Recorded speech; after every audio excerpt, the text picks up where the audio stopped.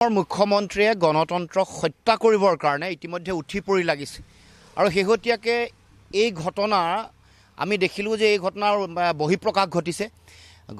এগৰাকী সাংবাদিকে এটা গণতান্ত্ৰিক আন্দোলনৰ বাতৰি সংগ্ৰহ কৰিবলৈ যাওঁতে আৰু যিটো অনুষ্ঠান বা যি কৰ্তৃপক্ষৰ বিৰুদ্ধে দুৰ্নীতি, অনিয়ম, স্বজন তোষণ আৰু বিভিন্ন ধৰণৰ তেনেকুৱা অভিযোগ উত্থাপন হৈছে, এই অভিযোগবোৰৰ সম্পৰ্কত এমডিক প্ৰশ্ন কৰিবলৈ যাওঁতে অতি পৰিকল্পিতভাৱে গণতান্ত্ৰিক অধিকাৰ বা সাংবাদিকৰ কণ্ঠ ৰুদ্ধ কৰিবৰ কাৰণে যি অপচেষ্টা চৰকাৰে চলাইছে, হিমন্ত বিশ্ব শৰ্মাই চলাইছে, এইটো এটা অসমত জংগল ৰাজ সৃষ্টি কৰিবৰ কাৰণে চিন্তা চৰ্চা কৰিছে। এটা ফেচিজিমৰ আৰম্ভণি ঘটাব খুজিছে। আগতে যেনেকৈ এই সাংবাদিকসকলৰ মুক্ত কণ্ঠক ৰোধ কৰিবৰ কাৰণে এটা সময়ত কাৰোবাক বিভিন্ন ধৰণে কৰায়ত্ব কৰা হৈছিল, কোনোবাই আত্মবলিদান দিলে, তাৰে এটা অংশ আমি দেখিবলৈ পাইছোঁ। এইটো অতি অগণতান্ত্ৰিক এটা স্বৈৰতান্ত্ৰিক শাসন ব্যৱস্থাৰ তেওঁলোকৰ এটা লক্ষ্য আৰু কৌশল। এনেকুৱা ধৰণৰ কথা বতৰা বন্ধ কৰিব লাগিব আৰু আমি তাৎক্ষণিকভাৱে এই সাংবাদিকগৰাকীক মুকলি কৰি দিবৰ কাৰণে আমি দাবী উত্থাপন কৰিছোঁ দিলৱাৰ হুছেইন মজুমদাৰ ডাঙৰীয়াক। আৰু লগে লগে এই কথাও মুখ্যমন্ত্ৰীক ক'ব খুজিছোঁ যে এনেকুৱা ধৰণৰ স্বেচ্ছাচাৰী শাসন, এনেকুৱা ধৰণৰ তেওঁ যি কৌশলেৰে ফেচিজিমৰ আমদানি কৰিব খুজিছে, জংগলৰাজ সৃষ্টি কৰিব খুজিছে, এইটো বন্ধ কৰিব লাগিব। এইটো কোনো কাৰণতে হ'বলৈ দিব নোৱাৰি অসমত, আৰু আমি কোনো কাৰণতে হ'বলৈ নিদিওঁ।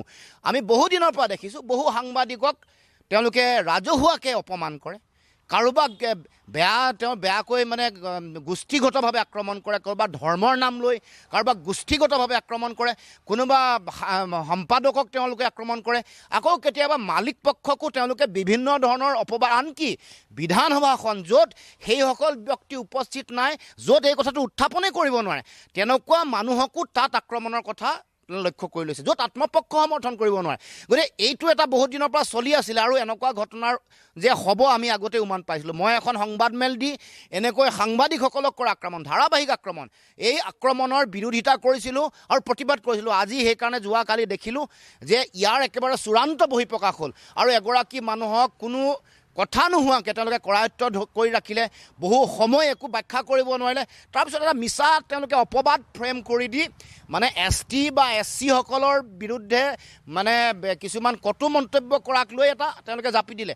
আমি দেখিছোঁ যে কিছুদিনৰ পৰা তেওঁলোকে এনেকুৱা ধৰণৰ জনজাতিসকলক বা বিভিন্ন গোষ্ঠীক ভাগ কৰি বিভাজনৰ ৰাজনীতি, ক'ৰবাত যদি তেওঁলোকে কোনোবাই বেয়া কাম এটা কৰাৰ পাছত আইন বিৰুদ্ধ কাম বিধানসভাৰ মজিয়াত বেলেগ ধৰণৰ কথা এটা কওঁতে কেতিয়াবা কাৰোবাক জনজাতীয় বিৰোধী সজাবলৈ চেষ্টা কৰিছে। এইটো মুখ্যমন্ত্ৰীৰ ডিজাইন।